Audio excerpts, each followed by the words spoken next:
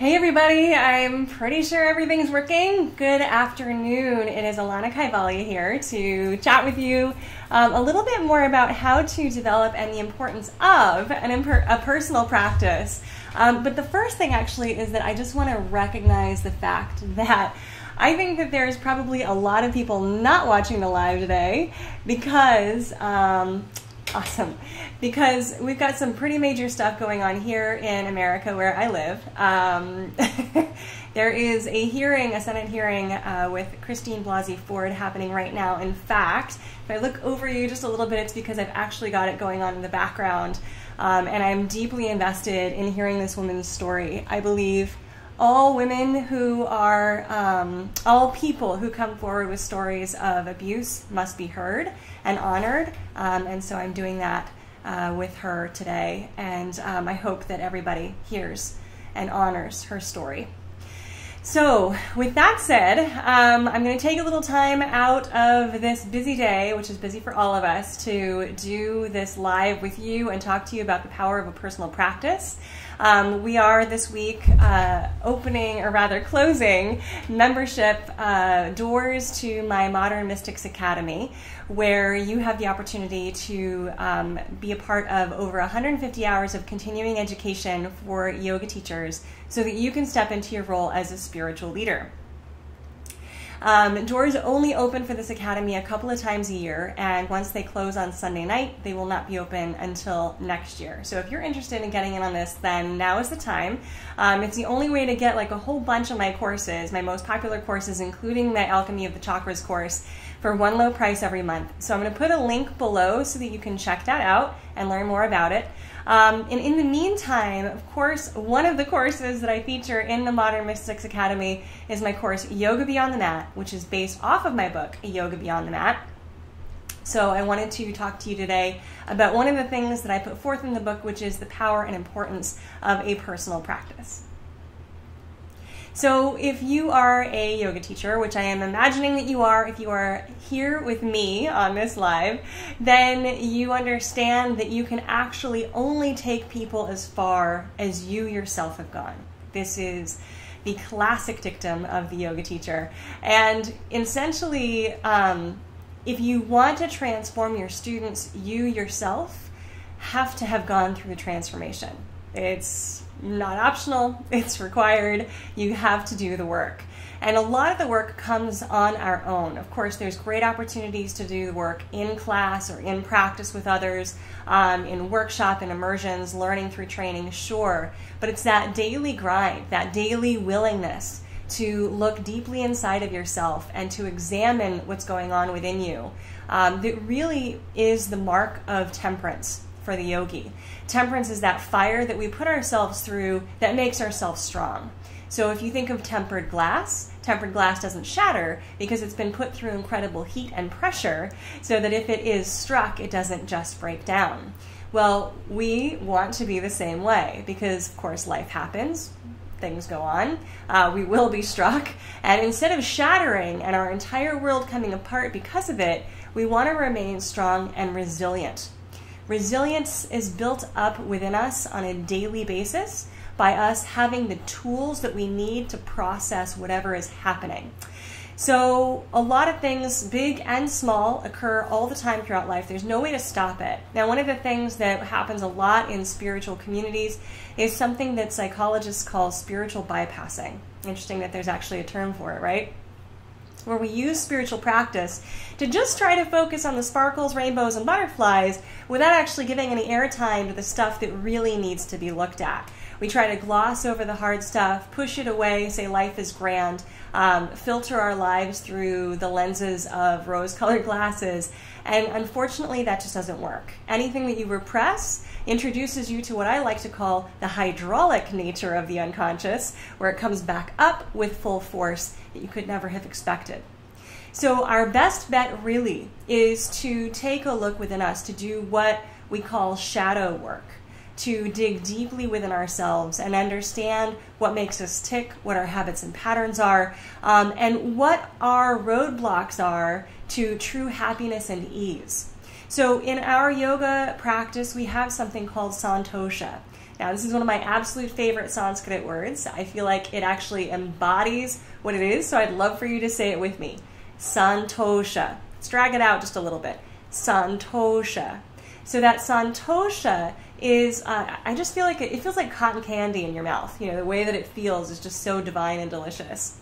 Santosha is that ability to be moored within oneself, that resilience, that tethering, that no matter what kind of seas we might be on, that our ship is anchored. So when a ship is anchored, it's not as if it's not going to feel the seas, it's not going to get blown away. It's not as if it will rock a little bit, it will rock less. And if a ship is anchored properly, facing the wind, then you are actually at your best possible chances, not only for survival, but success. So we want to have that kind of tethering, that kind of santosha, where we are moored to something deeper within ourselves or to something greater than ourselves. Our daily practice allows us to do this so that we're always anchored no matter what life throws at us. This is truly the importance of a daily practice.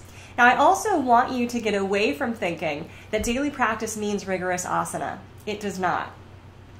It actually means whatever you need it to be. And this is really important to know because I think a lot of us have been trained, or may I say indoctrinated, into thinking that unless we do a daily asana practice, we're not good teachers. That's simply not true. You do need to do a daily practice, but it can look like whatever you need it to look like.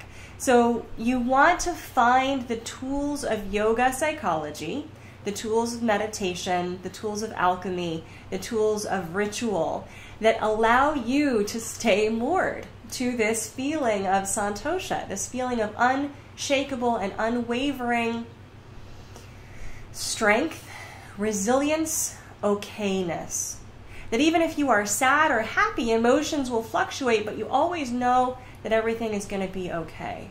All right? Now, whatever tools those are going to be different for each individual. This makes it a little bit difficult for us to figure out exactly what our daily practice looks like. There is no one-size-fits-all daily practice. It just does not work that way. So in order for you to discover the tools that you need to stay moored, you've got to do a little digging and a little research. Luckily, I did the digging and research for you and presented it to you in my book, Yoga Beyond the Mat, as well as my course, Yoga Beyond the Mat, which you can access this week in my Modern Mystics Academy, the membership that gives you access to, I think, 6 or 7 different courses. Check that out. So I did the research for you and presented you with a lot of different tools that you can use.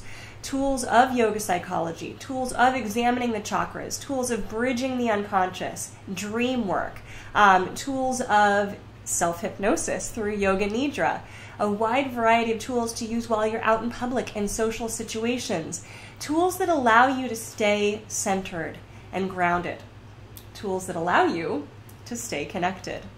And what, my friends, is yoga if not connection? Yoga means union, the joining of seemingly opposite things, the joining of our unconscious with our conscious mind, our higher mind, our spirit with our conscious mind, the joining of all the parts of our psyche so that we know intrinsically, no matter what, exactly who we are. That is yoga. It is the psycho-spiritual experience of yoga, and you can have a connection to that every single day through your individually crafted and designed spiritual practice. It may look super simple, waking up and offering gratitude to 3 things every morning. That might take you under a minute. You may extend it to a short meditation practice. Let's say a 2-minute meditation. You're really busy.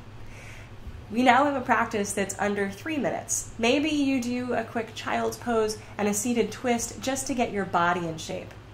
Now your practice is maybe 5 minutes. And this might be all that you need to connect within yourself in the morning before you start your day. And then there are ways to actually introduce bits of your practice throughout your day so that you always stay connected. Because your practice doesn't have to be just one chunk of your day, right? Why can't you allow it to be a part of your entire existence? In fact, you should.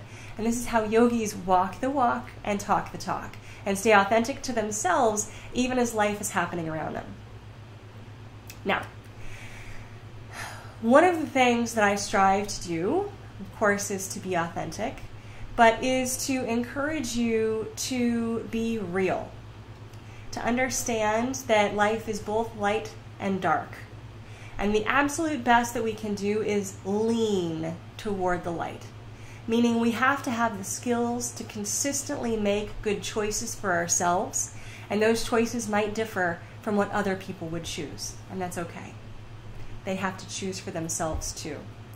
So allowing the compassion to let others be who they are, while you yourself always choosing what is best for you, requires a clear head, and it requires you to stay connected to the best parts of yourself. Your daily practice helps you do that. So what I'd like to invite you to do today is to think outside the box of what you think your practice should look like. We've all got to stop shoulding ourselves.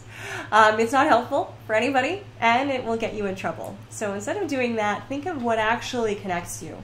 What practices actually make you feel like yourself again, moored to that anchor inside of you that will allow you the resilience to experience all of your life, to say yes to every single moment and aspect of your adventure.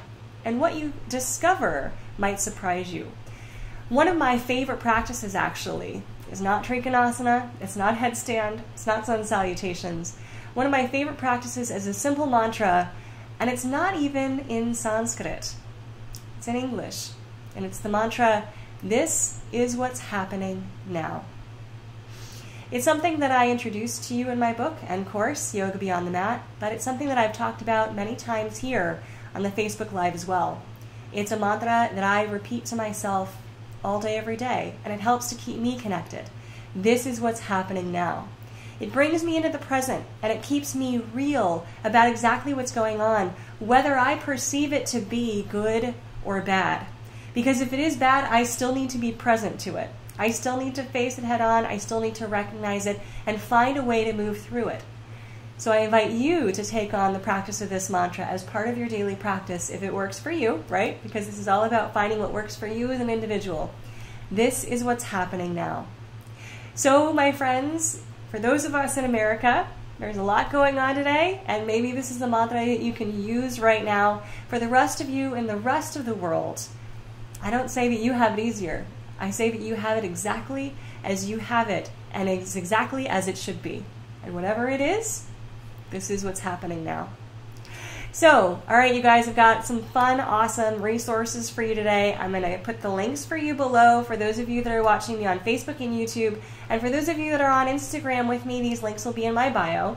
I want you to check out the opportunity to join my Modern Mystics Academy. The doors close for that on Sunday night, the 29th at midnight Eastern Time. And remember, doors will not open until next year. This is your opportunity to get access to over 150 hours of higher education for yoga for one low price every month. You can cancel anytime, no obligation, and it also features my course Yoga Beyond the Mat, which gives you access to how to build a comprehensive daily practice that keeps you connected to the psycho-spiritual experience of yoga. So I'm going to stick that link below. I'll stick a link to my book as well, Yoga Beyond the Mat, if that's a better way for you to access this information. Everybody loves reading. So however you access the information, please do so. And I am so grateful that you are here with me in my tribe of modern mystics, those who are ready to step into their role as spiritual leaders, because the world is demanding that you do so. If it is not obvious now, at this moment, that we need spiritual leadership, then we're not looking, right? I think it is obvious. It is very clear and apparent that we need spiritual leaders at this time to coach and support people through their processes of transformation, change, getting real, the process of shadow work, their process of coming forward with their stories. You and I can help with that. So thank you for being here on this path with me. It's been my honor and pleasure to present this live to you. I'm keeping it short today for reasons I explained earlier. I implore you to go forth and engage in a dedicated daily spiritual practice that looks like whatever it needs to look like for you to stay connected. All right, everybody, have a wonderful day, and I